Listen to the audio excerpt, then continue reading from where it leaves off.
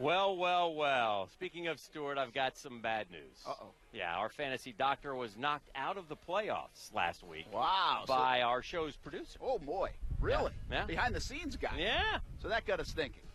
Well, is Weber even qualified anymore to give advice the rest of this season? Mm-hmm. We don't really think so. We don't think so. Maybe we should hear from the victor instead. How about that? Meet a new member here on Countdown to Kickoff, who's really been a member all along, does a fantastic job producing the show. That's Mike Dorfman and your fantasy football advice presented by Xfinity.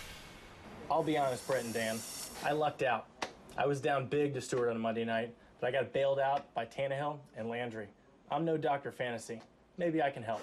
If you're lucky enough to have Hearns, Robinson, or both, start them. The same goes for Julio Jones for the Falcons.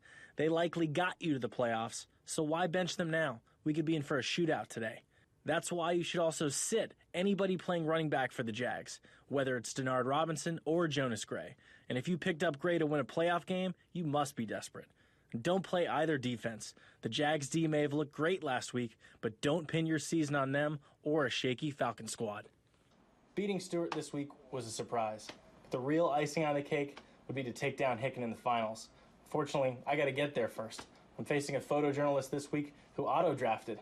And back to you guys.